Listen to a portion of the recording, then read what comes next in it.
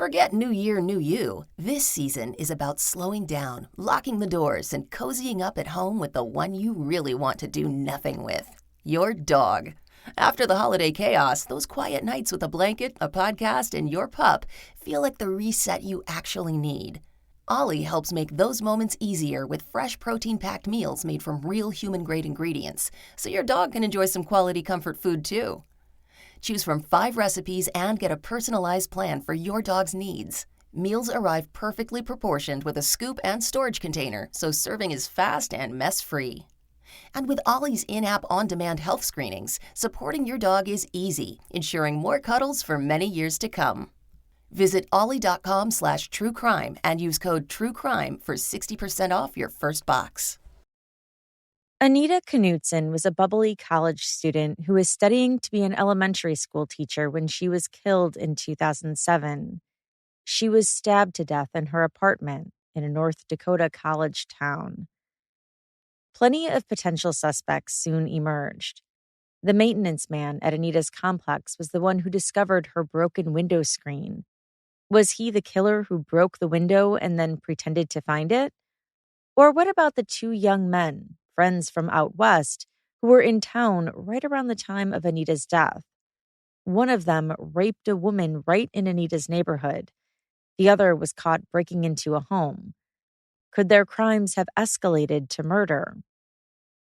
Another person in Anita's social circle appeared to be fascinated by her and wanted something romantic, although Anita had reportedly friend-zoned him.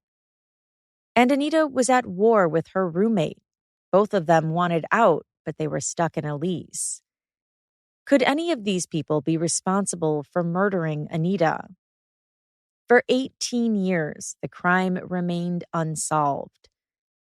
Journalist Rob Port described Minot, North Dakota, as a typical Midwestern city. Pretty basic Midwestern community. I love it. It's home for me. Good people for the most part. We're all American city. We have a Air Force base. I don't know that makes us all that unique. But that brings in some people, but we're a college town.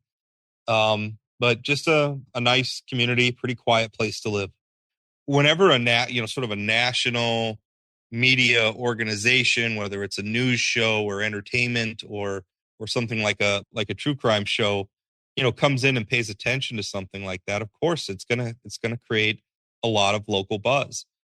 My name is Rob Port. I am a columnist and podcaster with the Forum Communications Company. We publish the Fargo Forum, the Grand Forks Herald, Jamestown Sun, Dickinson Press in North Dakota, and then a number of other publications and media platforms across the upper Midwest.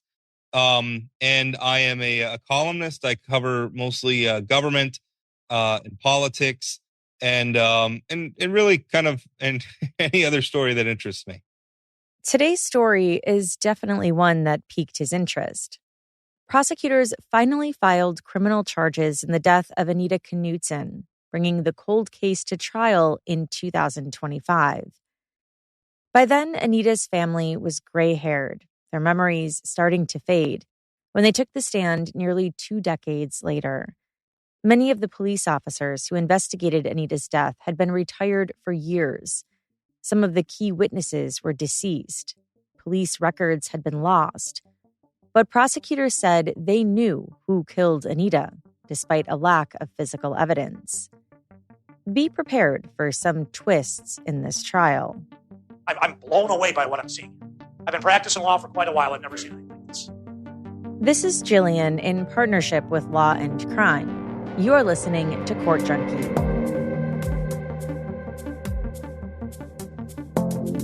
The transition from summer to fall has been great so far, swapping out the long summer nights with cool, cozy evenings. And there's nothing quite like the feeling of having the windows slightly open and letting the crisp air in, all while climbing into bed with the softest, most extraordinary bedding, thanks to Boll & Branch.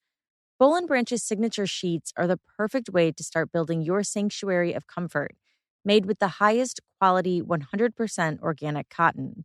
Not only are they comfortable, but they get softer with each and every wash, not pilled and worn, which is something I had experienced before with my old sheets. The difference in quality of the actual sheets and in my sleep patterns since using Boll and Branch is really noticeable. They're also breathable to sleep in, so you can add more layers as the weather gets cooler and your bed won't feel heavy or hot. We just added a waffle bed blanket, which complements our bed perfectly. Best of all, Boll and Branch comes with a 30-night worry-free guarantee, so you really have nothing to lose and everything to gain. Start building your sanctuary of comfort this fall with Boll and Branch. For a limited time, get 20% off your first set of sheets plus free shipping at bollandbranch.com/court.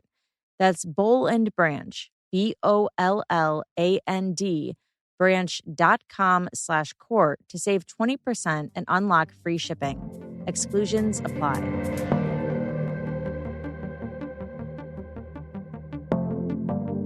Anita Knutson missed work and hadn't been in touch with her mom, Sharon Knutson, who normally spoke to her daily.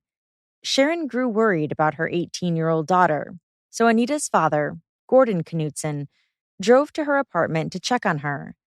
He testified that he left right after breakfast on June 4th, 2007, a Monday. Anita's apartment was locked. He knocked on the door, but no one answered. Her car was still there. Gordon wondered if she had gotten a ride somewhere from a friend. Earlier that morning, the maintenance man, Marty Annell, had found something strange with Anita's apartment window. The cheap aluminum frame was bent and the screen had been slashed. One retired police officer described the slit as being in a backward L shape. It was later confirmed that some of Anita's blood was on the screen in the cut. Court testimony was contradictory, so it was unclear where exactly the screen was found. At one point, a jury heard the screen was discovered by Marty on the ground 100 yards from Anita's apartment. But other testimony said the screen was found still hanging, broken, from Anita's window.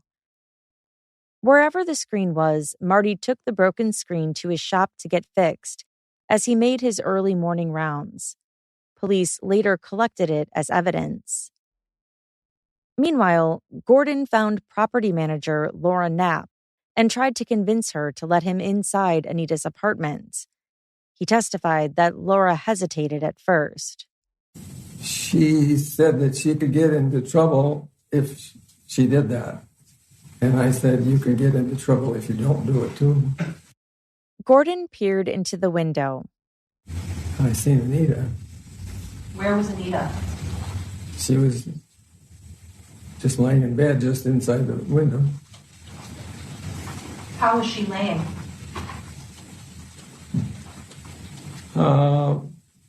Like face down. What did you do when you saw her laying face down? I told her to get the door open. You told who to get the door And she open? was already going that direction, and she did open the door. And who was it that opened the door? The manager. Once she opened the door, what did you do? I just went in, and the door was open to the bedroom, and I walked in, and I checked her, put my hand on her leg, and she was cold. Anita had been stabbed twice in the chest. The fatal stab wound went through to her heart. The other stab wound hit her lung. According to court testimony, that injury might have been survivable if she had gotten help, but the wound to the heart was not. A forensic pathologist later determined that Anita bled to death. She would have lost consciousness within a matter of seconds up to a minute or so and died quickly soon after. Whoever stabbed Anita wouldn't have needed to use a lot of force because the knife went through the soft part of the sternum and the cartilage. Anita had no defensive wounds. The motive for Anita's death was a mystery. She hadn't been raped, nor had she been robbed. The cash was still sticking out of her purse. According to retired Minot Police Sergeant David Goodman, Anita's roommate Nicole, however, said her iPod was gone. Was that unusual to you? I thought it was kind of strange. I thought it was a quick quick comment that she would make just standing outside her bedroom door, and how she would know an iPod was missing just that quickly. Elsewhere in the apartment, investigators didn't see any signs of a struggle. The only peculiar thing they noticed was a small Tupperware container full of water in the bathroom sink. One major clue was the broken window. At first, police believed the window must have been the killer's point of entry, but later they backtracked after they reenacted climbing in through the window and realized how difficult it actually was. Instead, their theory was that the murderer walked in through the front door and then locked the apartment on the way out. They believed the broken window screen had been staged. Investigators found a knife with Anita's blood on it at the foot of her bed. The knife had an Indian headdress symbol on it, and a detective later described it as a cheap knife sold in bulk. "They're a dime a dozen at the flea markets," he testified. Anita had been found dead on a Monday. Police suspected she had been killed a day earlier, on Sunday. Her phone log showed she made a call at 2 a.m. on June 3rd, that Sunday, to her childhood boyfriend from California. He was the last person she was believed to have spoken with before her murder. One challenge facing investigators was the lack of physical evidence pointing to a killer. There was male DNA detected under one of Anita's fingernails on her right hand, but it was impossible to get a full profile. And the prosecution argued that DNA has no timestamp. It was unknown when that man's DNA was put there. Analyzing the murder weapon, the knife did have Anita's DNA on it, but it also had multiple other people's DNA. In fact, too many for analysts to get accurate findings. Here's Amy Gebert, a forensic scientist from North Dakota's Office of Attorney General in the Crime Laboratory Division, testifying about that. 1G was a swab of the internal components of the knife, and 1H was a swab of the exterior of the knife handle. Item 1G, the profile developed from item 1G, the swab of the internal components of the knife, was a mixture that was determined to be too complex for comparison. What does that mean exactly? It means that there's an indication that there were three or more than three contributors on the knife. And the laboratory's policy is that when an analyst believes there to be more than three contributors, interpretation will not be made. Why is that? When you have three or four or more contributors in a mixture on a particular item, it becomes difficult to accurately assign genetic information to individual contributors due to the chances of them sharing genetic information. And it cannot be reliable statements cannot be made about potential contributors to that mixture. Now, in the process of analysis for this case, was the screen also, was there a screen that was tested? There was. And was DNA pulled from that screen? Yes. What did that DNA show? I believe there were 4 samples taken from the screen, 3 swabs and 1 cutting. And the profile from a swab of the top inside left edge of the screen matched the profile developed from the known sample from Anita Knutson. The same with the profile from the cutting that was taken of the screen. It was a profile that matched the profile from the known sample from Anita Knutson. There was a swab taken of the inside of the metal screen frame that was a partial profile and a mixture. That mixture, we were able to determine a major contributor and a minor contributor, and the major profile matched the profile from the known sample from Anita Knutson. The minor profile was a partial profile and contained limited genetic information that was not suitable for comparison. Investigators collected DNA from about 60 people over the course of the investigation. That included the maintenance man, Marty Annell, who had keys to Anita's apartment. But there were no smoking guns and no arrests made as the days and weeks went on. A reward was offered to find Anita's killer as the community grappled with the loss of such a vibrant young woman with a magnetic smile.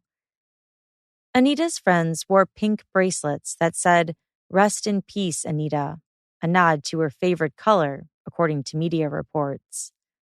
Her funeral was held in a small church, but the crowd was so large that the overflow was held in a school gymnasium, so the crowd could watch the services on a TV screen. In 2025, Anita's parents were the first people to take the stand at the trial of her alleged killer. By now, Sharon Knutson was 80 years old. She admitted her memory wasn't as sharp as it had been. After all, 18 years had gone by since her daughter's death. But some things Sharon couldn't forget. Gordon, Anita's father, was 90 years old. Does Gordon have any physical impairments? He has a bad heart. He's 90 years old. He has the typical ailments of a 90-year-old. Okay. How's his hearing? Lousy, yes. And how about his memory? Off and on. It's pretty good, though. How about his long-term memory? Long-term, he remembers things I forgot. Sharon testified that she and Gordon adopted Anita at 6 months old. They had biological children who were grown, but they had brought in Anita and 2 younger adopted children into their family. At 15, Anita and her family moved from California to North Dakota. Anita's reputation was sweet and bubbly and kind. She was petite and oftentimes wore her dark hair in pigtails. One of her high school teachers remembered her regularly dressed in high heels and skirts and said she loved purses, according to the Bismarck Tribune. She was a spark, and if you had a bad day and you saw Anita, she always made your day. Iris Swedland, Anita's high school librarian, told the Associated Press in 2007, "I don't think I ever saw her down." According to her obituary, Anita excelled at her high school. She was active in different organizations, got good grades, and was a member of her community church. The jury got a snapshot into the world of a teenager. One of Anita's friends from high school, Tyler, wanted something more, but Anita wanted to keep things platonic. She ignored the prospects of anything romantic with him. In college, they lived by each other. Anita tutored Tyler with his schoolwork. Meanwhile, Anita had a boyfriend back from her old home in California. They called each other occasionally. Anita also had plans for her future. She was majoring in early education and wanted to become a teacher. Hardworking, she juggled 2 jobs while she studied at Minot State University. She worked at a dress shop in the mall and as a housekeeper at a hotel.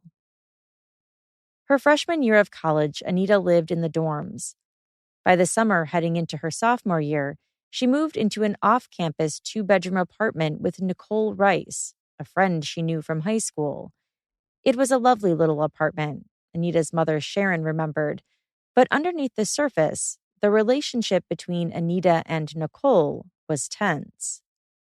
Do you know what the relationship was like between Nicole and Anita? From what I got from Anita, it wasn't good. And why do you say that? She was kind of scared of Nicole. At least that's how she came over to me. You know, if Nicole was going to be home, she didn't want me over there. She didn't want you to come over to the apartment? Right. When you talked about things not being good between Anita and her roommates, was there anything specific? Mm-hmm. She would say things like, "I have to do this or that before Nicole gets home." Just not comfortable things. One time I went over with her to the apartment and she said she had to feed the fish so they wouldn't die, because if they were dead when Nicole came home, she was afraid what Nicole would do. The girls had their own separate bedrooms, is that correct? Right. Mm-hmm. Did they spend time in each other's rooms? No, not that I know of anyway. Do you know if they had access to one another's rooms? For a short period of time. And what put an end to that? Anita had her dad come over and put a lock on her door. Sharon testified that it was hard to put into words how losing Anita affected the rest of the family. Sharon, What was your mental state and emotional state like in the days and weeks following Anita's death? It was a lot of blank. Just going through the motions of living. And I had to call her biological family in California and let them know. It was a lot. It's still hard. Do you have a lot of active memory of that time? Some, yeah. But mostly, what is it for you? What is it? It's to lose a child, regardless whether she's your biological child, but had her all those years. And she had plans, and we had plans for her. It's not there. It's not going to happen. According to Minot Police Sergeant Carmen Asham, Marty Annell, the maintenance worker who had found the broken window screen, was considered a person of interest. But investigators struggled to find a motive to explain why he might kill Anita. Marty was never charged with a crime, nor would he get called in to testify during the 2025 trial. Marty Annell died by suicide 18 months after Anita's murder.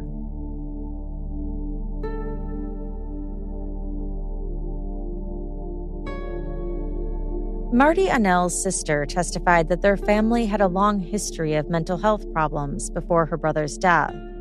He was struggling with alcohol and was apparently having relationship issues with his longtime girlfriend, Laura Knapp, who was the property manager at Anita's complex. Sergeant Asham was asked about Marty at trial. Why did Marty never rise to the level of a suspect?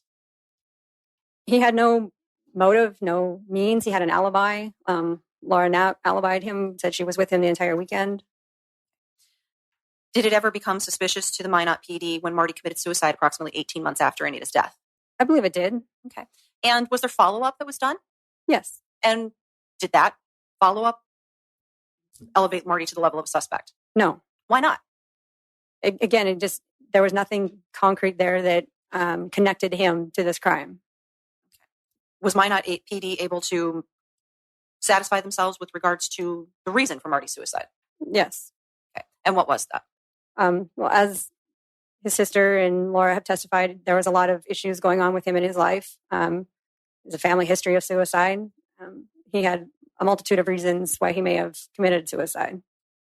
Laura, the property manager at Anita's complex, testified that she and Marty had been romantically involved for years and were living together, eventually getting engaged before his suicide. Around the time of Anita's murder, she said she and Marty were working closely together at the complex. Were there ever periods of time when you're working together that you and Marty were not within each other's eyesight? Not really. And he said, not really. What does that if mean? I was like cleaning and I needed maintenance done, the toilet fixed or a patch in the wall, he did that while we were still in the same apartment, in the same area working together. Now, you said that Marty would do a walkthrough of the apartment complex. Is that right? Yes. Okay. How often did he do that? Well, it's ever who wasn't busy or whatever. We did it in the morning and we did it about 10 o'clock every night. Okay. About what time in the morning? Between 7 and 8. Were you with Marty when he found the screen that he put in his shop? No, he went and did the walkthrough himself. Okay. How long was Marty away from you at the time that he did that walkthrough? It only probably takes about 10 minutes. And did you inspect the window that this screen may have come from yourself? No, I just knew that when he brought the screen in, he told me what apartment it was. Now, Marty is no longer employed with Northgate, is that right? No. When did Marty's employment there end? New Year's Day 2009. That's pretty specific. Why do you know that? That's when he committed suicide. What was going on in Marty's life at that time? There was a few things. He didn't get a job that he wanted. He wasn't happy with the job he had. He was diagnosed possible with Parkinson's disease. He lost a nephew or a niece that he was very fond of. I guess basically his family that was here moved away. Was there anything going on in your relationship? I thought everything was good. Laura, did Marty own a knife? I don't believe so. I never seen one. And you lived with him for 10 years. Yes. On cross, the defense attorney pressed Laura for more details. You had said Marty didn't have a knife? No, Did he ever have to use tools in his job, do you know? Yes, it'd be like a carpenter knife, a box knife. Okay, but a knife. He never carried it with him. It was only during work hours. Okay. That was Marty working the day that Anita's body was discovered? Yes. Okay. Did you talk to Marty at all about what happened to Anita? No. You guys didn't discuss it? No. I just thought the screen that needed to be repaired or whatever. No, we didn't discuss Anita's body or nothing like that. So after you went in to the apartment with Mr. Knutson and Marty and you found Anita's dead body, you guys didn't discuss that at all? There was no talk about it? No. Okay. Investigators also probed other possibilities. Michael Money Mike Van, a local man in his early 20s, had texted Anita in the early morning hours on that Sunday. He seemed to be romantically interested in her. Mike denied any wrongdoing. He also had an alibi for the time of the murder, and there was no physical evidence linking him to it. According to police, although he had texted her, he had never been to Anita's house before and didn't know where she lived. Mike wouldn't be able to be re-interviewed, however. He died young too. He passed away in 2009 after an asthma attack. Another person to look at? The word on the street was that Anita's friend Tyler was obsessed with her, according to the police. Tyler had also done something creepy as a child. He had been fixated on a new girl at school in the 6th grade. When the new girl wasn't interested, he drew a picture of him stabbing her in the vagina and in the breasts. Tyler seemed interested in the macabre as an adult. A private investigator testified that after Anita's death, he posted on social media about Friday the 13th movies. But Tyler, who lived in the same apartment complex, was ruled off the list. Investigators confirmed his alibi. He had been playing online video games in the apartment he shared with his brother when Anita was killed. There were others who were looked at too. A woman reported seeing a tall Native American man with a stained shirt running northbound on 4th Street. The woman wasn't sure if the shirt was stained with blood. The mysterious man came forward to the police. He had just been hurrying to finish his newspaper deliveries.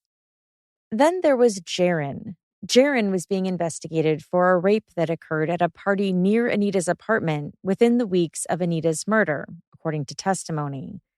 Ultimately, Jaron, who was originally from the Fort Peck Indian Reservation in Montana, was convicted of the rape. In mid-May, a few weeks before her death, Anita had gone to Club 101 in her college town and had been there on the same night as Jaron, according to court testimony.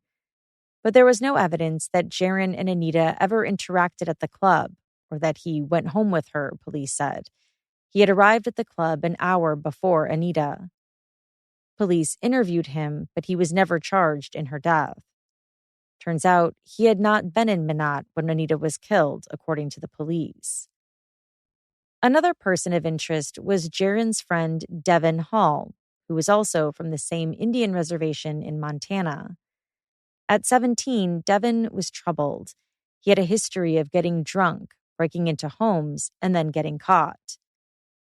Days after Anita's death, Devin was so drunk he went into the wrong apartment. The homeowner chased him out. Then he broke into another apartment where he stole a knife from the kitchen and was caught hiding in a closet near a girl's bedroom. An intoxicated Devin was arrested. He seemed to be unsure what city he was in. That's how drunk he was. Rumors were swirling that Devin was involved with Anita's death. His grandmother in Montana said she wanted everyone to pray for Devin, which prompted a family services employee in Montana to contact the Minot police and say she hoped Devin wasn't involved in Anita's death. The police followed up on the tip. Devin initially said the knife from Anita's room did match one that he owned. Later, he said he realized he had confused it with a different knife he owned that wasn't the same one. Sergeant David Goodman testified that Devon's knife had a different design on the handle. Now, why did you follow up with the investigation regarding Devon Hall? Just because his name came up. I mean, on the information that I've already stated, the lady's asking for somebody to pray for him because he may have been involved in that. His name came up, and we needed to either elevate him to the suspect list or dismiss him. Did you ever get any information that put you to the point where you would elevate him to the suspect list? I did not. So it was a lead that you ran down, but a fruitless lead. Correct. The FBI was assisting the Minot Police Department. Retired Minot detective Robert Barnard said in their opinion, Devon Hall was the number one suspect. What information did the FBI have? They had the initial information that we had about Devon Hall, that he was in an apartment, he was chased, he was a juvenile, he was a Native American male, he was arrested. That was all. The FBI was there to try and help us any way they could after a lot of discussion, because the FBI doesn't become involved in local murder cases typically. So we sent them this packet of information, and I can't tell you as I sit here exactly what was in there. And they reached the conclusion that of the information that we sent them, Devon Hall was the most likely suspect. And I would have to say, based on the information we sent them, I would have concluded the same thing. But sitting here today, you have a different conclusion. Yeah, because I have additional knowledge. They didn't sit across the table from him in an interview. I don't believe they saw the video of him later. I have information they didn't have. Okay. And with that extra information that was unavailable to the FBI at the time, you have a different conclusion. Calls for speculation, Your Honor. Overruled. Yes. Okay. According to police, Devon hadn't been in Minot the weekend of Anita's death either. He and Jaron had traveled back to Montana for their high school graduation, according to Amtrak records. Devon's train didn't return to Minot until 9 p.m. on Sunday, June 3rd. Sergeant Goodman testified that police investigated many dead leads. Now, in the 14 years that you investigated this case or were part of the investigation, were there other suspects that came up that needed to be looked at? Other people came up quite a bit, yes. Okay. And how did you go about eliminating those people as suspects? There were different things, different ways. I mean, we'd reach out, we'd try and do everything we could to meet with that person. There was various ways that they were eliminated or kind of checked off our list to where we didn't feel they were any longer a person of interest. I don't know that anyone ever reached the level of being a suspect, but we were able to, just to give a couple examples, one guy talked to us, denied it. Then a couple days later came forward and said, I was in jail at that time from, I think, the 1st to the 10th of June. And so it'd be pretty hard for somebody who was incarcerated at the time to do a murder like this. Right. And I verified that he was.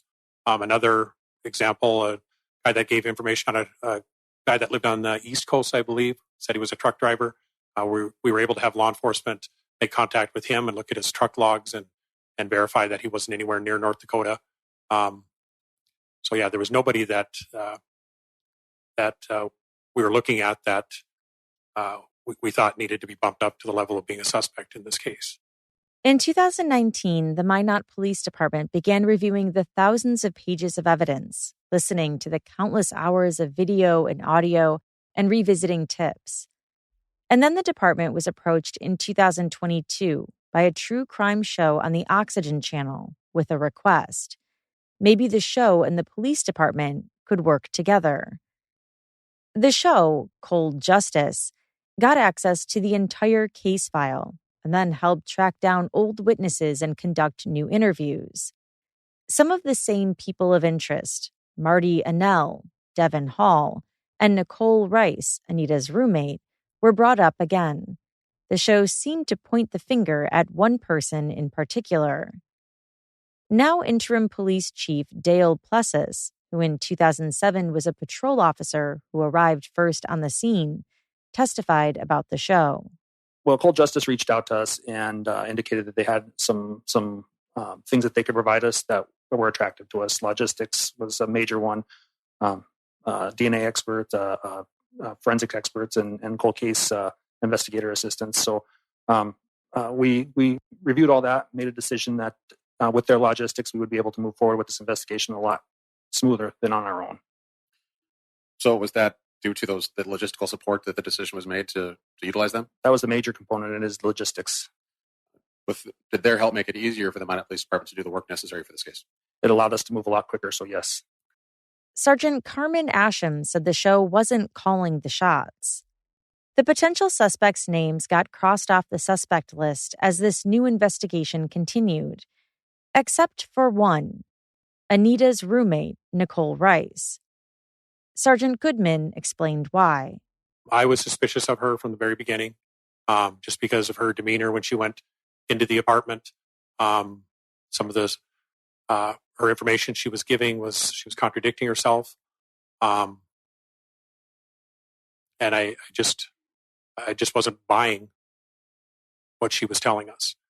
Some of it, one of my first interviews with her, we discussed ahead of time. Don't tell me any lies. Don't be untruthful about anything, because if it's illegal, I don't care about that. I'm looking at the big picture here. And in that interview, she did lie. What was the lie? She lied about what she did on that Saturday night, where she was at, and what she did. In your experience, your long experience as a detective, is that significant? I believe it is, yes. Why is that significant? Because it just, in my mind, shows that she's hiding something. After Anita's body was found, then police detective Robert Barnard wanted to speak with Nicole right away. He told police dispatch to reach her supervisor at work and alert him that police needed Nicole urgently because of an emergency at her apartment. The minutes ticked by. Detective Barnard was frustrated. Still no Nicole. Nicole worked about 6 blocks away at a call center, a few-minute drive, a short walk. He called a second time and spoke to the manager himself. Finally, Nicole arrived.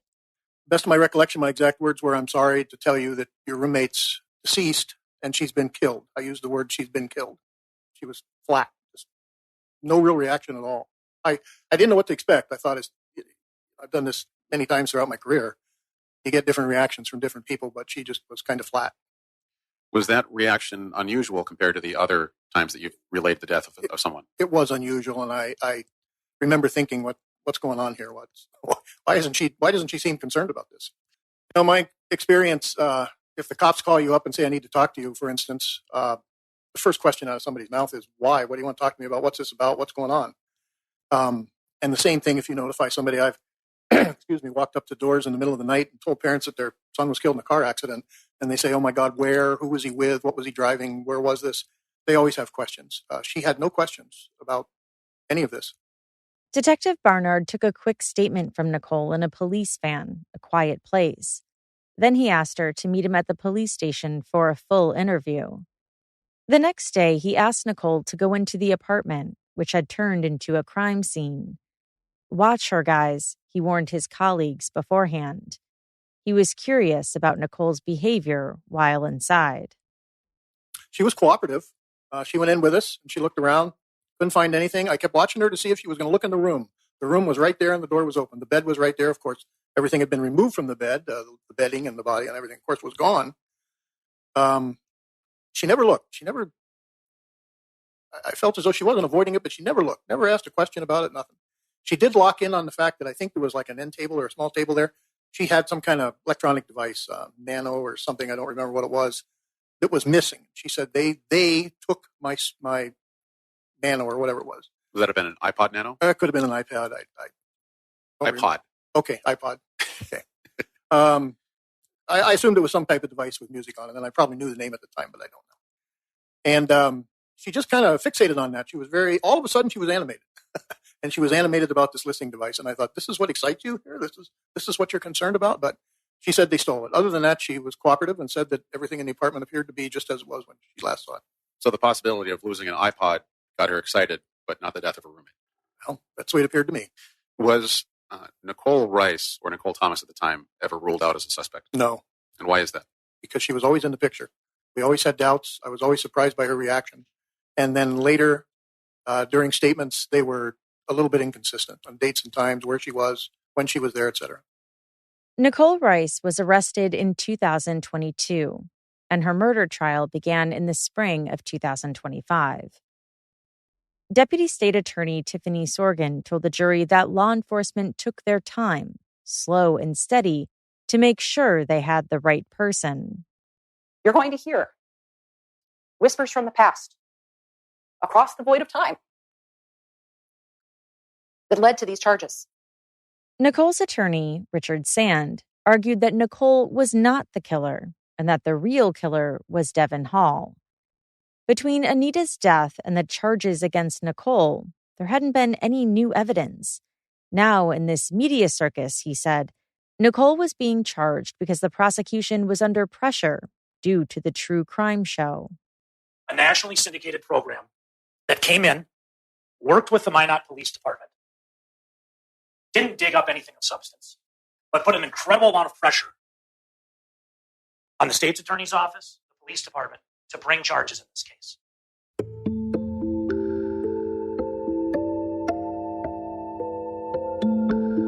Even though there was no physical evidence connecting Nicole Rice to Anita Knutson's death, Nicole had made concerning comments over the years to people in her life.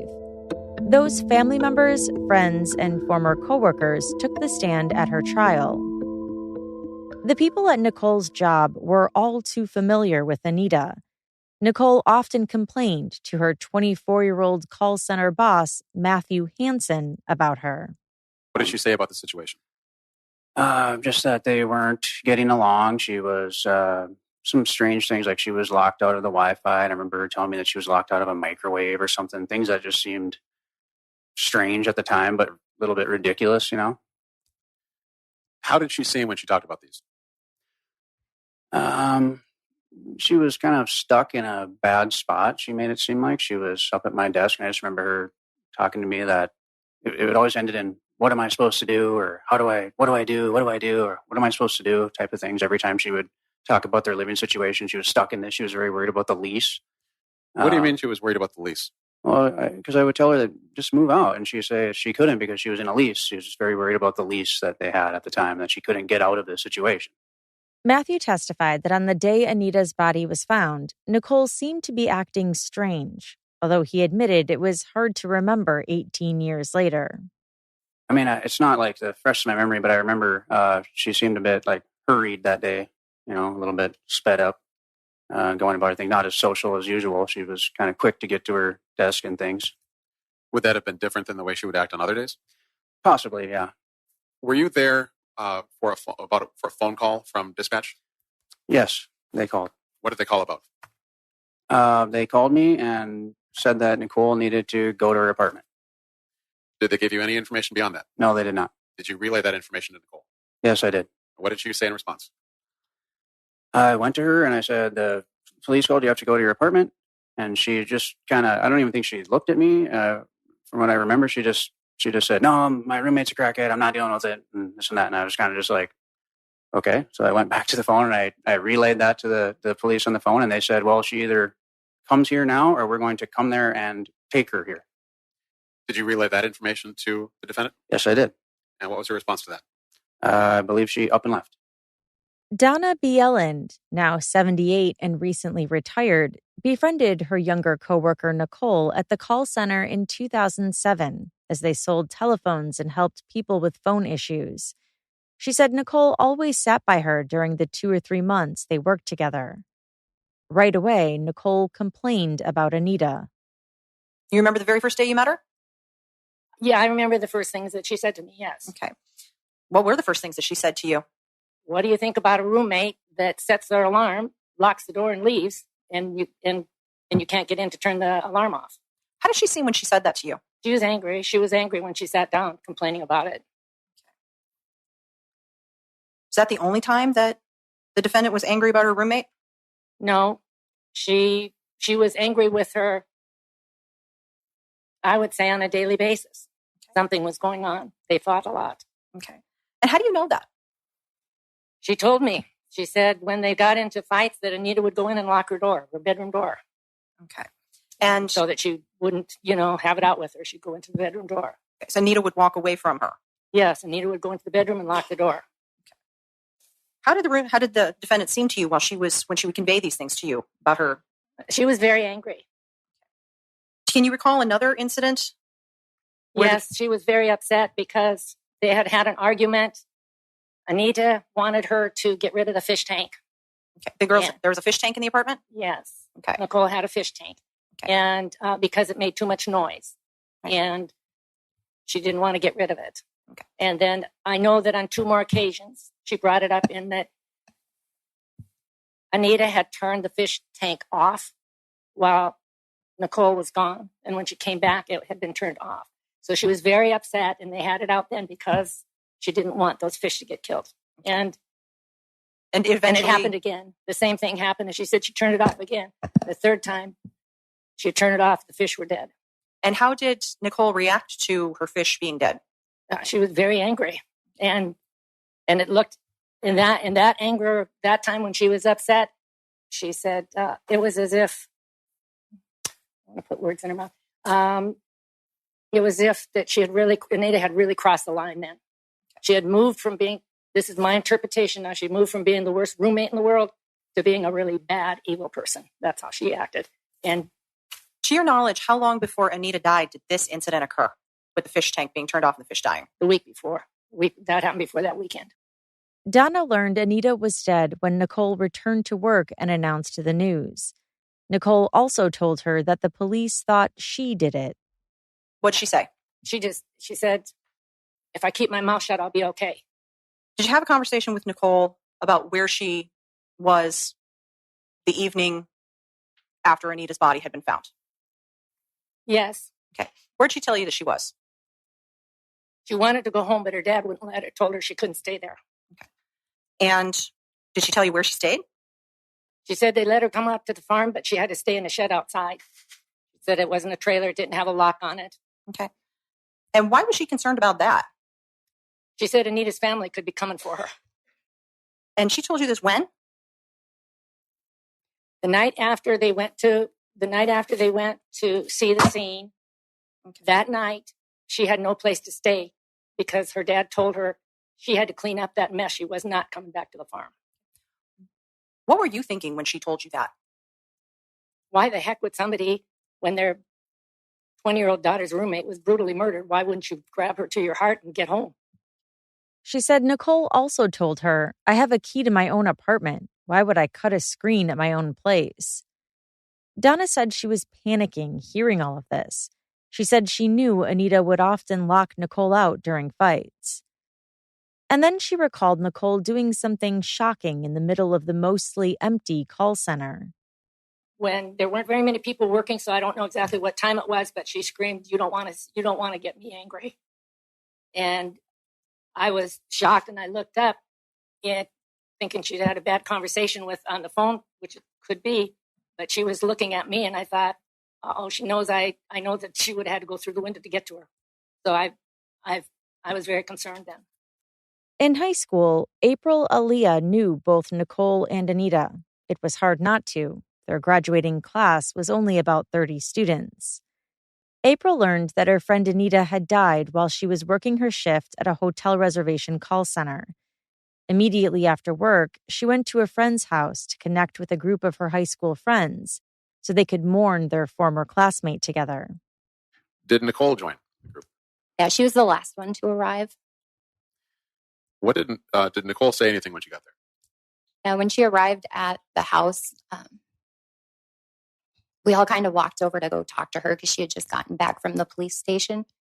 So we went over to kind of find out like what had happened and what she knew. And when she got there, we were kind of, I guess, surprised because, sorry. Take your time. When she got out of the car, the rest I'm of going to us... object for hearsay, Your Honor. Overruled. When she got out of the car is all she said. Keep going.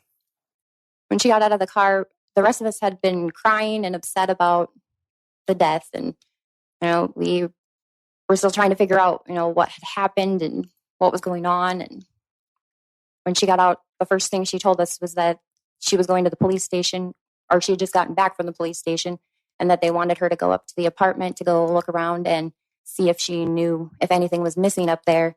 and that her pink iPod better not be missing. And I found it very funny that that's what she was concerned about, was an item being missing. So Nicole was the one saying that her pink iPod better not be missing? Yeah. Okay. Why did you said that seemed odd to you? Yeah. The rest of us were concerned about Anita being dead, and she was worried about an item being missing from the apartment. Several people close to Nicole also testified that over the years, Nicole actually confessed to killing Anita. William May met Nicole at a party after he returned from his deployment in Iraq. We just kind of hung out for a couple of weeks, and one thing led to another. What does that mean exactly? We started seeing each other more frequently, talking on a regular basis, hanging out. So, did it turn into a relationship? I wouldn't classify it as that, but some other people might. I guess the question is, would Nicole have considered you her boyfriend? That I don't know. I never asked, so I don't have the answer for you. So I know I didn't ask her, so. Whatever their relationship status, William and Nicole were at a house party in the summer of 2008, roughly about a year after Anita's death, when he said Nicole made a shocking confession. We were playing video games, and we were sitting on the couch. Nicole and I were sitting on the couch, and a couple buddies were playing video games, and someone from the kitchen was talking about it, and that's when it was stated, the comment.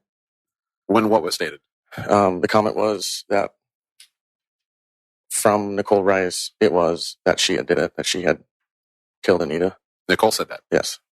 It alarmed William enough that he contacted the police to report it the following day.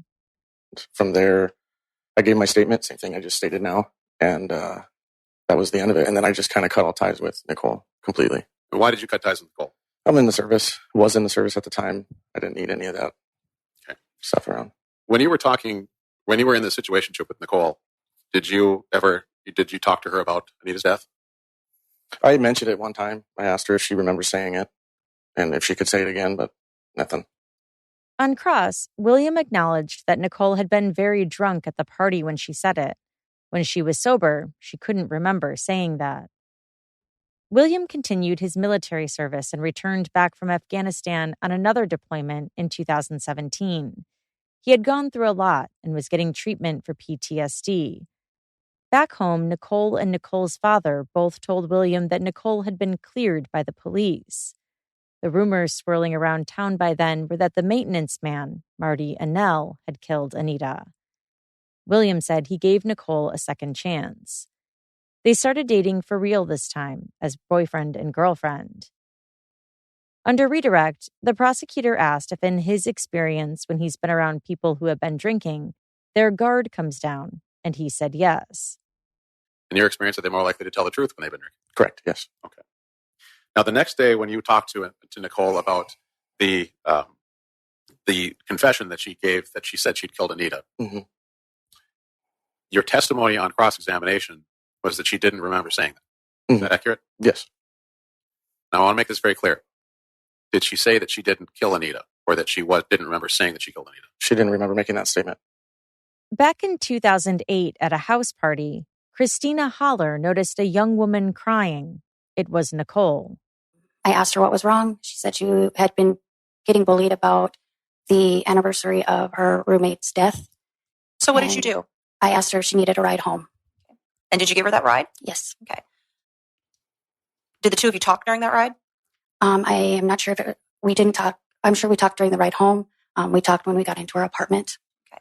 And did she tell you something during that conversation? Yes. What did she tell you? That she had done it to her roommate. What did she specifically state to you? I'm not 100% word for word, but that she had gotten into an argument with her and had stabbed her. Do you remember what she told you the argument was about? An alarm clock. Did she give you any other details about her roommate? That she was wearing a white robe. And she specifically stated that she stabbed her roommate? Yes. What did you do with that information? I was shocked. I didn't know what to do. I went back to the party, told my friend that I wanted to go home. When I got home, I sat at the kitchen table with my two roommates and told them what happened and asked them what I should do. And what did you decide to do? I called the police department, told them that I had information, And then I went down and wrote a statement. Do you remember who you spoke with at Minot Police Department? I do not. And this was in 2008, is that right? Yes. Were you ever given a copy of your statement after you wrote it? I am not sure about that. After Nicole made that startling revelation, Christina said she and Nicole still became friends. They even talked about becoming roommates. It was a short-lived friendship, though. They stayed pals for only about 3 months. Why such a short period of time? It got very controlling, fighting. Drinking was bad. Drinking by who? Both of us. Okay. And when you say there was some fighting, what do you mean? We would fight if I wanted to go hang out with my other friends. She would get upset about that. Okay. And why was that? I'm not sure. Did you ever bring it up to her again about the fact that she had told you she stabbed her roommate? I had given her and Willie a ride home from a party one time, and I had brought it up. And what'd she say? I'm not sure if that was the time that she said that she was in the white robe, or if it wasn't. I can't remember that. Sure. So after she had confessed this to you and you went to the police department, why'd you continue to hang out with her? I was a very selfish teenager. I wasn't thinking about the big picture. I didn't know Anita or any of the other stuff that had gone on. I can't answer for what my mindset was then. I just know that I was a young 20-year-old that was being very selfish. And I was drinking and just being young. On cross, Christina said, "There's pieces that I remember and pieces that I don't." Nicole's attorney countered, "It's really important we get this right. Nicole is right over there." Christina's and William's testimonies raised questions about the Minot Police Department's investigation. For example, the documents containing Christina's and William's statements to the police detailing Nicole's confessions had disappeared. Some FBI records also vanished. The defense called it a poorly done investigation. The prosecutor asked Sergeant Carmen Asham about the missing documents. Sergeant, you were present for the testimony of William May and Christina Imhoff, correct? Correct. And you're aware that there's no records of the statements from them, is that right? Yes. Okay. What did you learn about why there was no statements? I really don't know why there was no statements. It would appear there was a breakdown in communication somewhere. Were you with the PD at that point in time those statements were made by those two? No. Now, to be clear, were there no statements or were there no records? No records that they had contacted the police department. And I think we've already established, you'd said previously, that there were some other items that have been missing from the original case files, all right? Correct. Such as? Audio recordings of interviews. Okay. That were conducted by BCI and correct. Other agencies. Okay. Sergeant Asham was also caught up in a scandal that, while it wasn't directly related to the Anita Knutson case, it still made the Minot Police Department look not great. Journalist Rob Port was looking into reports of misconduct at the Minot Police Department, something Nicole Rice's defense team then became interested in. I was looking into an officer by the name of Matt McLeod, who had taken his own life at the Minot Police Department. Looking into that matter, there were criminal accusations against him that some were alleging weren't fully as investigated as thoroughly as they should be or weren't handled appropriately by the Minot Police Department. Within that context, Mr. McLeod had been having a relationship with a detective who had been working on the Nicole Rice case. And what was exposed, as in the report commissioned by the city of Minot to look at this matter, what was exposed in there was that, during their sort of relationship, Mr. McLeod had urged her at times to delete emails that were public records. Also to delete, he had sent her a report that she shouldn't have gotten and delete that. The reason why that became important in the Nicole Rice case, according to the defense, is that it was a Giglio issue. For people who don't know, first of all, there's court precedent that states that the prosecutors have to turn over all evidence to the defense. That's what's called the Brady ruling. So you'll hear people talk about Brady a lot in criminal proceedings. That is the obligation that the state has to turn over their evidence. There is an addition to Brady called Giglio, and Giglio specifically relates to law enforcement. So anything from a law enforcement officer's track record working for the government that might speak to their credibility as a witness. So if this officer has been disciplined or is guilty of some sort of a misdeed, that might make them a something less than credible witness in the case, even if it's not specifically related to the case, that has to be turned over as well. The detective in question was now Sergeant Carmen Asham, who you just heard testifying. Rob's article about Lieutenant McLeod was published just as Nicole's trial was starting, and her defense sought to dismiss the charges against Nicole, arguing that the prosecution hadn't turned over the internal investigative report that mentioned Sergeant Asham. But ultimately, the judge denied the defense's motion, and the trial continued on.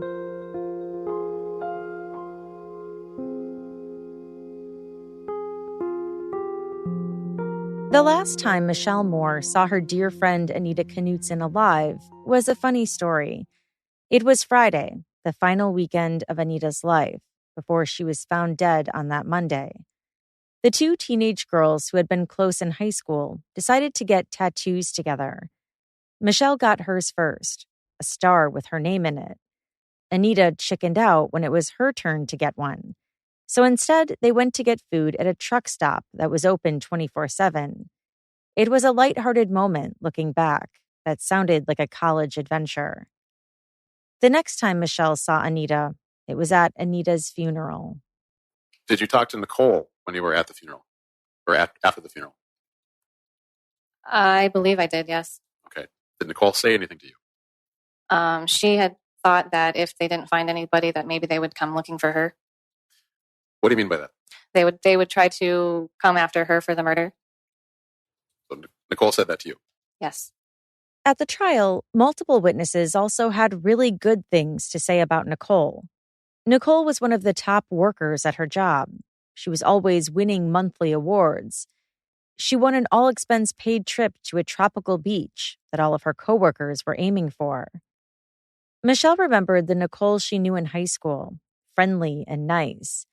She didn't believe Nicole could kill Anita, although she acknowledged the two roommates had been fighting, and both Anita and Nicole wanted out of the apartment.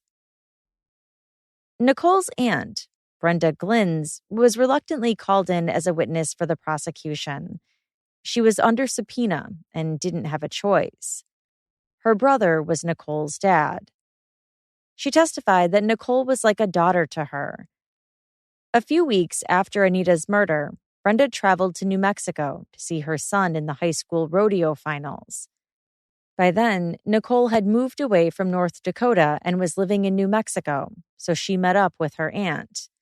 Of course, Anita's murder came up. She told me that there was a cut screen, and the person, whoever did this, cut the screen and was hiding in her bedroom, waiting for Anita to come out of the shower to make the attack. Okay. Did she tell you anything else? She said that it was so horrible, she said, to just see Anita lying there, that she looked so peaceful, covered up. Did she say with a anything robe, and said that there was a bowl of water in the bathroom sink, that whoever did this washed themselves up and washed the knife up. I accidentally, I think I stepped over some of your words there. You said that she said that Anita looked peaceful lying there in her robe? Yes. Did she say anything else to you during that trip? She was very upset that her iPod was gone, that the person, whoever did this, stole her iPod. She said that Anita was raped and stabbed, and there was what appears to be no struggle. Nicole also talked to her aunt about what she had been doing before Anita was killed. She said that she had no idea of anything. because she said that she was in Sykeston at her aunt's family gathering. And then she went to the 41 Club that night to work at her cousin's grand opening. Did she tell you anything about where she went after the 41 Club? She said she went home to get clothes. And where did she say she went home to? Went to her apartment after the 41 Club. The apartment closed. in Minot. The apartment in Minot. And she told you this? Yes, she did. Was there ever any discussions with the family as a whole, with Nicole present, that you heard her saying things about the case? The story has always changed. I think throughout the whole 18 years of who it may be or where she was or that they got the person or that she was cleared and that she didn't have to worry about it because there's no DNA of her anywhere and that she was cleared of the scene. Do you remember how Nicole reacted with regards to Anita's death? She was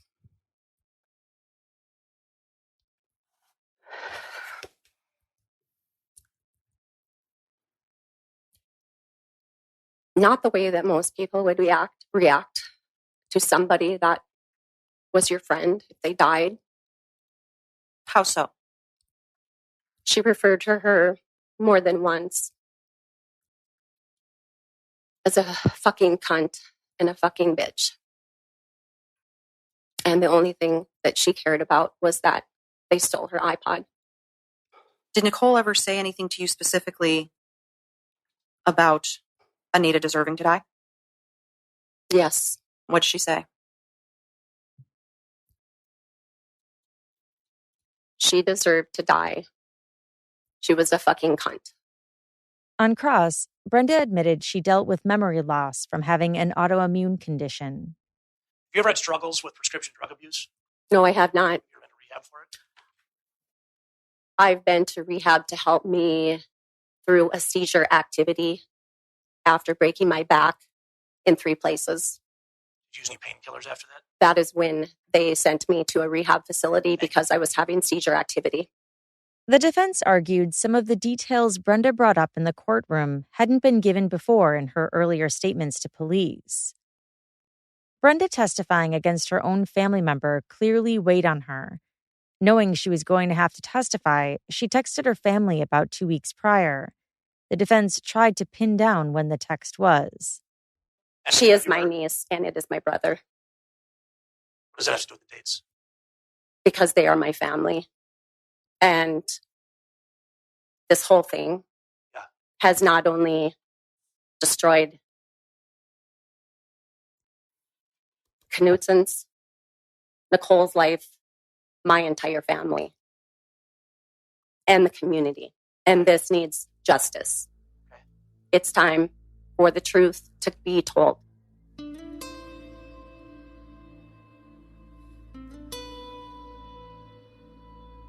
Anita Knutson was found dead on June 4th, 2007, a Monday. Her last contact with her family was on June 1st. Her last contact with anyone was a text exchange from her phone with a friend in the early morning hours of June 3rd. Anita's roommate, Nicole Rice, gave 4 interviews to police. The first statement was taken right away, while the final statement she gave was in 2022. What Nicole said during these 4 interviews was dissected by the prosecution during her trial. Sergeant Asham told the jury that in the first interview, Nicole said she was in her hometown of Velva, about 40 minutes away at the time of the murder. On that Friday, June 1st, she came home from work late and packed a bag. She heard Anita playing music in her room and thought she heard a male voice. She didn't know who it was. She said the following day, on that Saturday, she left Minot around 7:30 a.m. to go to her family's farm in Velva for the weekend. She said that Saturday night, she and her family went to a party for her cousin. On Sunday, she spent all day at the farm with her little sister. She returned to Minot on Monday, but she said she went straight to work and didn't go back to her apartment until later that night. In another interview, about a week later, she again said she worked late on that Friday night. This time, she said that when she got home, she saw Anita at the fridge. She again said she packed a bag and mentioned someone possibly coming over in the middle of the night after hearing a male voice. This time, she said she believed it was Michael Linrud, one of Anita's friends. Police later confirmed Anita did talk to Michael that night. Nicole again said she left for Velva that Saturday morning. This time, she said around 8 or 8:30 a.m. and never saw or spoke to Anita. She said on Saturday they went to a family party. She said she drove separately with her cousin, Alyssa. Afterwards, they went back to the farm and she stayed up and watched movies with her mom and little sister and then went to bed. It was later found out that she had been at the 41 Club in Russo on Saturday night with her cousin, and he brought that to her attention that she left that out. Okay. And so how did that change her story? Then she stated that she remembered she had gone to the bar, which was the 41 Club in Russo. It was owned by her cousin, Alyssa, and her boyfriend or fiance at the time. She stated she went there just briefly to take some CDs to Alyssa. And while she was there, she ate chicken strips and a Sprite. She stated at that point she was only at the bar for about 15 minutes. And then she went to Alyssa's house and watched a movie with Aunt Joyce. Okay. What else was gleaned from that June 11th interview? She said Sunday morning she slept in until around 10 o'clock. And then she went out and checked cows with her sister. And then she came back to the house where she beaded necklaces with her mother for 4 hours and then just hung out at the house and went to bed. And then got up Monday morning. She said she slept until 11 Monday morning and then she went straight to work in Minot. Sergeant Asham was asked if there was any reference to the window screen in either of those interviews, and she said no. Did the defendant talk about her relationship with Anita during the conversation? In most conversations that she had with investigators, she talked about how they were best friends. She saw herself as Anita's protector, bodyguard. Anytime an investigator brought up information that they had received about them fighting or arguing, she downplayed it. Okay. Specifically fighting about what? The alarm clock, the fish tank. Primarily, those were the issues that came up. And when you say she downplayed it, what do you mean? She would just say things like, we have typical little roommate disagreements, nothing major. In her third interview with police in March 2022, Nicole didn't say anything about having watched movies on that Saturday. She also gave a slightly different version of what she did on that Sunday. In all interviews, Nicole gave an idea of who she thought might be responsible, different suspects each time. Sergeant Asham said all suspects she named were determined to have no involvement in the murder. Nicole also told police in the interviews that she and Anita were on good terms. She said they were best friends, that she looked up to Anita and wished she could be like her. But according to text messages Nicole sent to Anita's phone in April 2007, 2 months prior to the murder, they were not on good terms. This message says, okay, so next time you leave and don't plan on coming back in the morning and lock your door because God knows I'm dying to get in there, shut the fucking alarm off so I don't have to listen to it all morning when I can be sleeping. And just for the heads up, my dad and I are going to talk to the landlord ASAP and see what we can do. Because honestly, I have no idea what I did to you to make you all of a sudden be all weird on me. But I'm going to tell you right now, I sure as hell ain't going to put up with it till December. Well, and that's abbreviated. This sucks. And I may sound like a bitch, but what goes around comes around. I have tried the being nice strategy, and that just obviously didn't get the point across. Really, there isn't anything to talk about. I was just letting you know, the 411. I am trying to sleep, in all caps, and ignore this alarm. Things shouldn't have gotten like this in the first place. I didn't do shit to deserve it, but whatever. I am done discussing this. Oh, and by the way, I really think that's supposed to be realized. The next message says, "Are you going to move out or am I? If we can get out of this lease if one of us leaves. This is causing me problems with my family because my stress level is very high on this subject. Seriously, what died I do to you? I ain't ever home. You pretty much have the effing place to yourself, for Christ's sake." Sergeant Asham spoke more about the issues between the two roommates. What was your understanding of the nature of the hostilities? They just weren't getting along. They weren't good roommates. One liked to be clean, one was messy. Anita felt uncomfortable when Nicole would bring people over to the apartment and then she would leave to go to work and leave the people there with her that she didn't know. Sergeant Asham told the jury that within a month or two after Anita died, Nicole moved to Arizona, then New Mexico. She returned in July 2008. Now, there was a work trip that she had won. Is that right? Yes. All right. When was that trip supposed to be? I don't know if there's a specific date for that trip. Do you know if she did go on that trip? By all accounts, she did not. And why was that? She left the job and she left the state. Sergeant Asham was shown Nicole's phone bill. What did you find with regards to that phone bill and her timeline as she's provided it to law enforcement over the years? It's inconsistent with the times that she was giving as far as when she was awake and when she was sleeping that weekend. There's call activity and data transmission activity during the times that she said she was asleep or before she woke up. An expert for the defense argued that Nicole's changing timeline over the years didn't raise any red flags.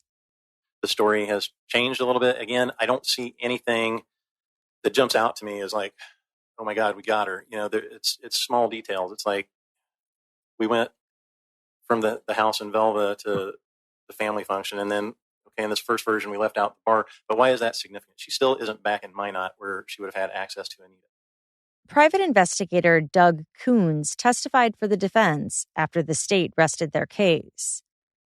Nicole Rice did not take the stand during her murder trial in March 2025, but the defense called Doug, a private investigator running his own consulting company.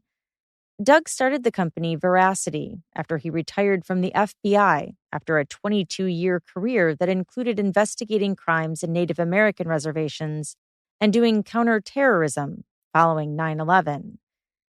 Doug was paid a flat rate of $10,000 to testify as a defense expert. On the stand, he weighed in on other theories and gave his opinion on earlier testimony.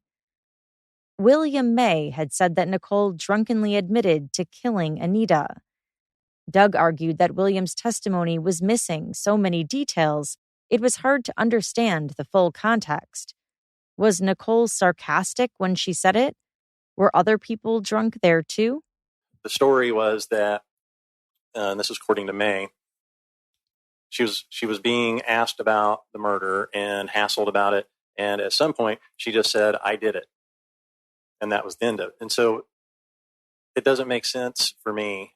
So was there no logical follow-up conversation to that? Was there, I would think you would continue to get questions about, really, why did you do it? And a lot of this. And then I also looked for where was this ever reported to law enforcement? And I never found it anywhere in all those materials. During your review of the case file, how much weight do you give to those statements that we just discussed? Not very much, but I don't discount them completely. Okay, why is that? Again, there's lack of context prior to and after. The statement in and of itself does not make sense to me. This is a person that has been through multiple law enforcement interrogations over this matter and has held her ground firmly. It does not make sense to me that at a party of people that she doesn't seem to know that well is going to actually confess. I don't know anything about the tone of the comment. It could have been sarcastic if it was made.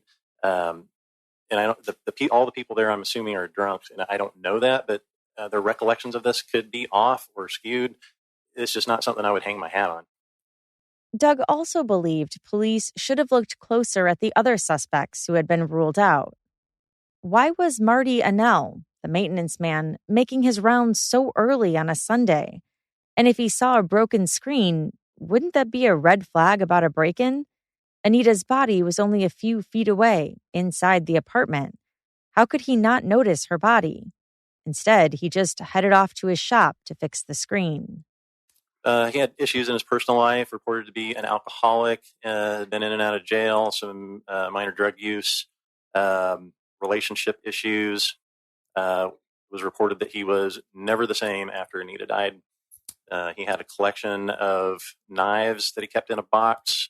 And at one point, he told his best friend, Vern Olson, that he had done something really bad, but didn't elaborate on that. And it was the next day that he killed himself. And it's fair to say, after reviewing the file, that Marty said that he was never the same after Anita's death?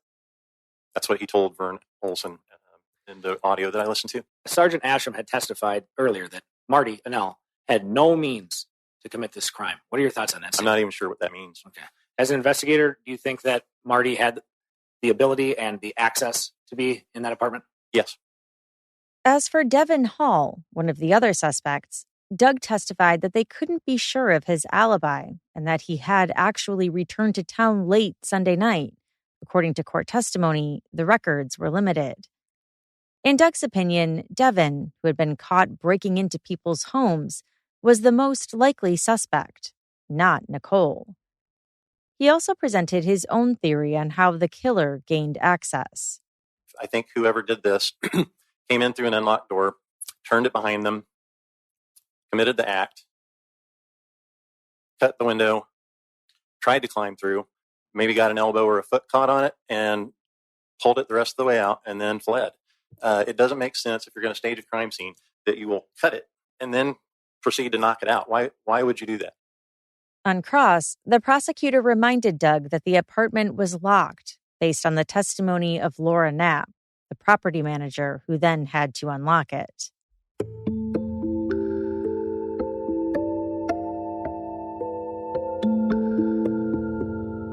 On the seventh day of the trial, closing arguments began with Deputy State Attorney Tiffany Sorge highlighting each witness's testimony. She also walked the jury through the timeline of Nicole's statements on what she had been doing before and after Anita's murder. Nicole's timeline was highlighted in different colors to make it clear how her accounts changed over her 4 interviews with police. Prosecutor Sorge also said Nicole knew things that the police hadn't publicly disclosed, like about the bowl of water found in the sink. By the time Nicole returned to the crime scene with police, the bowl of water had already been collected as evidence. So how could she have known about it? Nicole also knew Anita was found dead in her bathrobe. Police hadn't disclosed what Anita was wearing, so how could she be aware of that detail unless she was the killer? And law enforcement was adamant about what they held back in this case. The bowl of water in the bathroom, Anita's body and what she was wearing, her position on the bed, the cut in the screen. These are important holdbacks. And these are all pieces of information the defendant possessed and conveyed to people at times when she should not have had that information. Ladies and gentlemen, taking the totality of all of this information, eliminating the other persons of interest through investigation, there's only one conclusion to be drawn. Most importantly, from the defendant's knowledge and her admissions to friends, and what she told her Aunt Brenda, whose heart was breaking about this. There's only one conclusion to be drawn, and that is that in the early morning hours of June 3rd, 2007, Nicole Rice took this knife and plunged it into the chest of this girl. But to find Nicole guilty, the jury was going to have to be convinced she was guilty beyond a reasonable doubt in an 18-year cold case that lacked physical evidence. There was no DNA or fingerprints linking Nicole to the cut screen or to the knife. Nobody saw her do it. And Nicole's attorney, Richard Sand, provided a spirited closing argument. This sophisticated murderer sitting right here, Nicole, was able to scrub the DNA out of that place. They showed you the murder weapon. I'm not even going to dig around. You've seen it 20 times. Her DNA is not on it. In fact, the only DNA they have is from a man. Nicole's not a man. This is 2025. This isn't Perry Mason in 1950. They're trying to use conjecture and hearsay to convince you guys that Nicole got out of bed in the middle of the night, drove to Minot, killed her roommate, scrubbed the scene of DNA. She's this mastermind mob hit killer. Goes back home, has the intestinal fortitude to just go on with life like it never happened. We're talking about a daughter, a sister, a wife, and a mother. This doesn't happen. This is a load of crap.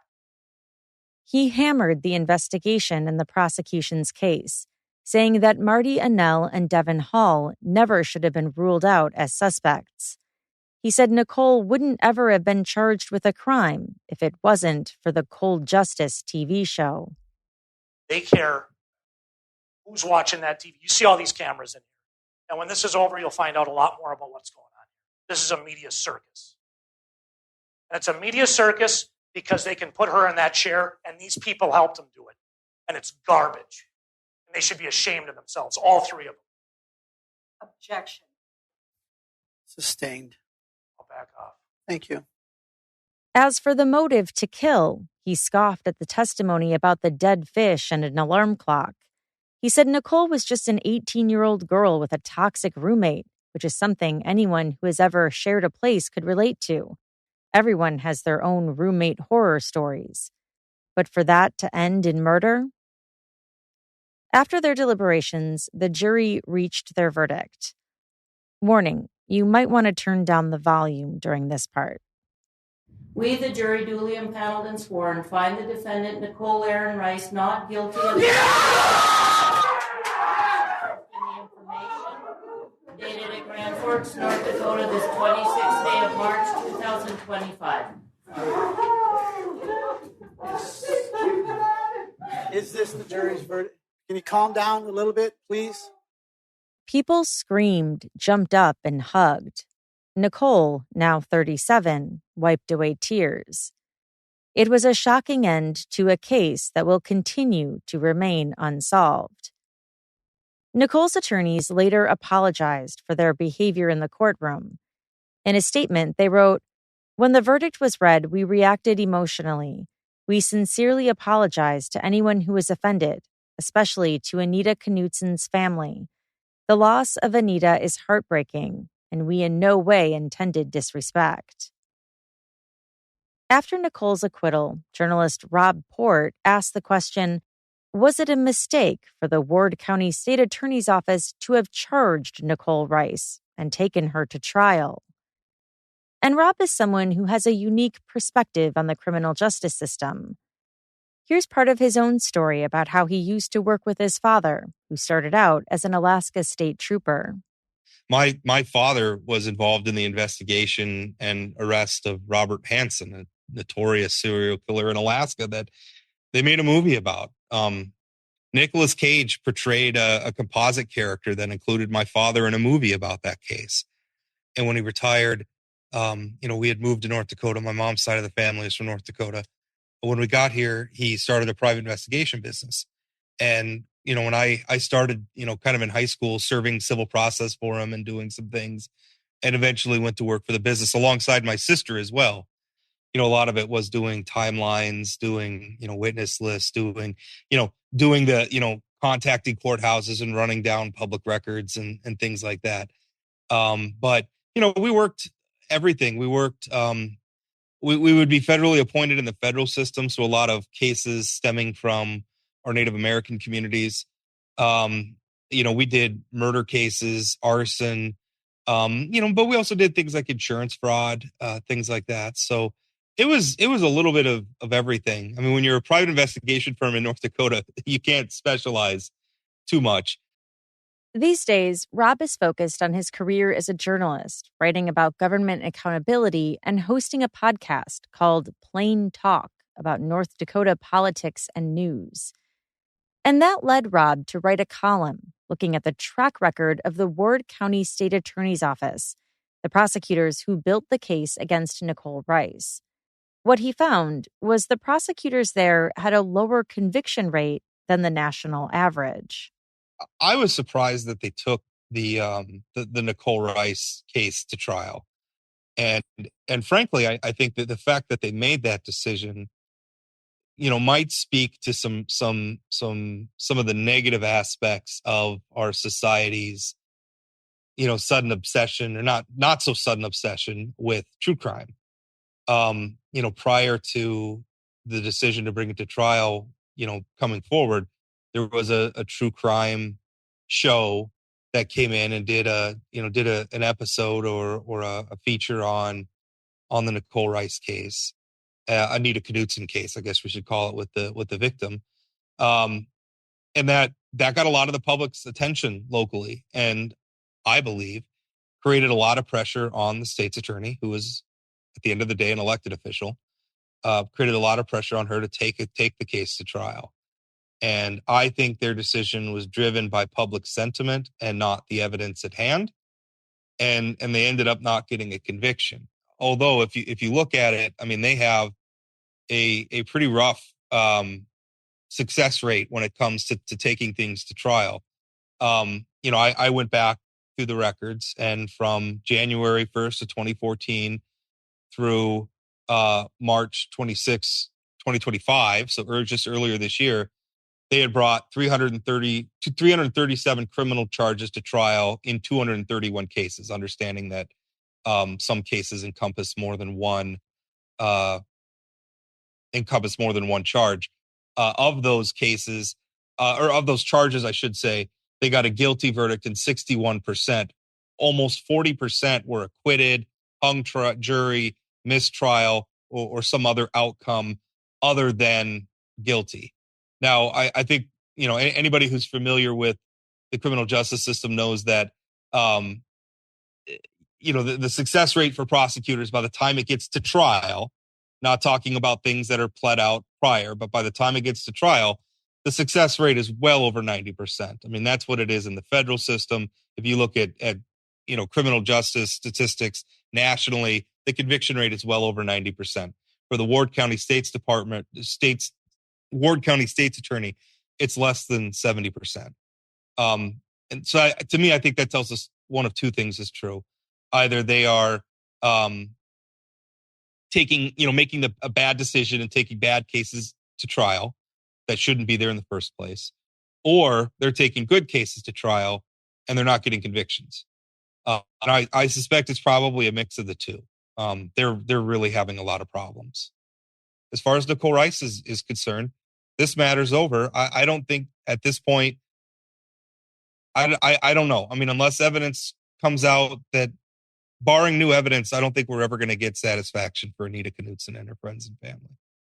We asked Rob if he knows anything about Nicole today. I know that she's having a hard time living in this community after everything. I mean, there's a lot of people out there. You read social media, you hear in the community, they believe she's guilty. They believe that she got away with something. Literally, that she got away with murder. So that is a very common belief in the city of Minot. And I don't think it takes too much imagination to consider what it would be like to live in a small community where a significant portion of the community believes something like that about you. And that's all for this episode. This episode was researched and written by Gabrielle Rusin. A special thank you to Rob Port for talking to us about this case. I'll include a link to his podcast, Plain Talk, in the show notes. Thanks again for listening. Until next time. This October, Fear is free on Pluto TV with horror movie collections from Paranormal Activity, The Ring. You will die in 7 days. Scream. And From Dusk Till Dawn. This is my kind of place. And don't miss the man-made nightmares in Mary Shelley's Frankenstein or the world-ending chaos in 28 Days Later. There's something in the blood. All the scares, all for free. Pluto TV. Stream now, pay never.